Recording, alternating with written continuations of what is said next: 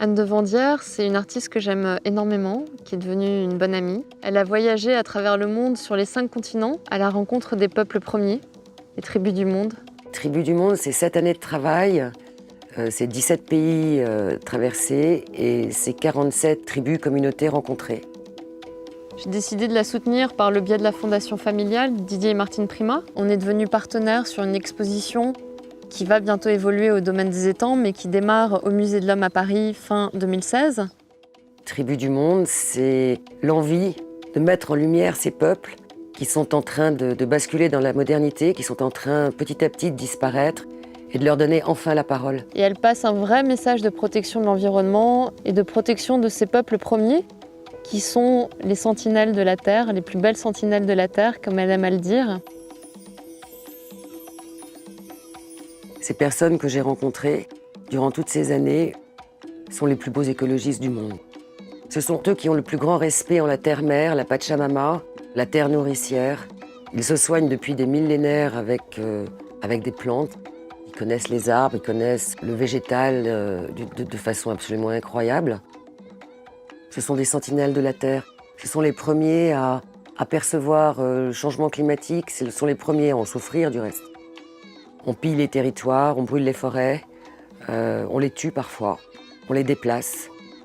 Si vous voulez, il y a un équilibre qui n'existe pas entre ces peuples et entre nous occidentaux, et c'est un équilibre qu'on doit absolument et rapidement rétablir. Je trouve qu'on a tellement pillé à ces gens-là qu'il faut leur rendre hommage. Et c'est un peu ce que cette exposition veut transmettre. L'installation qui est inhabituelle, qui n'est pas sur des cimaises, où les gens passent devant une photo, la regardent, se sentent plus ou moins concernés. Le fait de mettre ces photos dans ces containers, qui sont un peu comme des boîtes à sensations, quand les gens rentrent dedans, pour une fois, c'est pas l'occidental qui regarde une image, mais en fait, ce sont ces 45 tribus qui vous regardent. Il y a un côté matrice et en même temps, il y a un côté « je suis tout petit ». C'est comme un signe, c'est comme dire préservez-nous. On est là, on est fort, on a des choses à dire, on est puissant. Et je pense que c'est ce qu'on ressent quand on rentre dans ces caissons que j'appelle la sensation. Enfin, en tous les cas, j'espère que c'est ce qu'on ressent parce que c'est le message que j'ai envie de transmettre. Les mains ont toute leur importance et donc sont en gros plan et en grand format. Et les mains, pour moi, sont très révélatrices d'énormément de choses. Quand vous faites l'interview de quelqu'un, il vous dit bien ce qu'il a envie de vous dire, avec toutes ses retenues et toutes ses pudeurs. Et tout à coup, quand vous lui dites « mais parlez de moi à travers vos mains », il y a un lâcher-prise, il y a un sensible qui surgit, qui n'existe pas dans une interview classique. Ils font tout avec leurs mains. Ça passe de la tendresse, de la naissance, de l'accouchement, après à bâtir une maison, à préparer la nourriture et puis à faire des objets absolument sublimes. Des objets d'art qui sont extraordinaires. Et quelquefois, les interviews étaient tellement fortes parce que les gens me parlaient d'eux tellement sincèrement que j'ai dû les arrêter. Donc oui, les mains, c'est très très intéressant.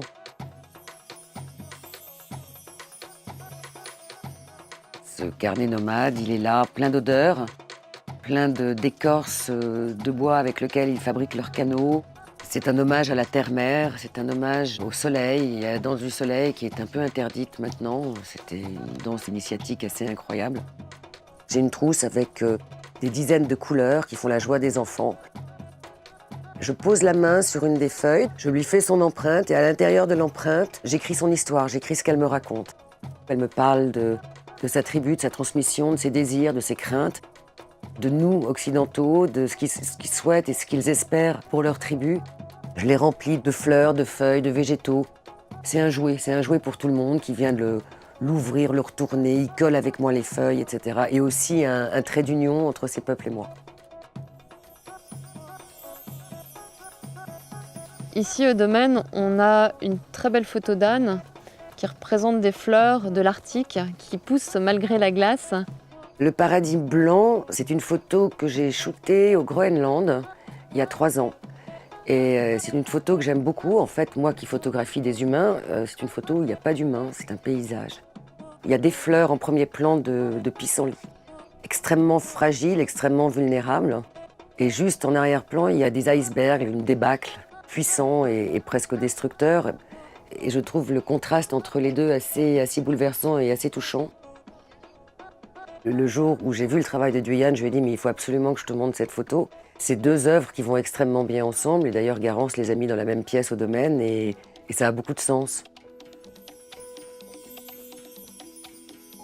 Les adultes ont un pouvoir et un devoir de transmettre à leurs enfants. Quand ils ne peuvent plus le faire, pour des raisons de pauvreté, pour des raisons de déplacement, pour des raisons d'argent, c'est dramatique pour la Terre.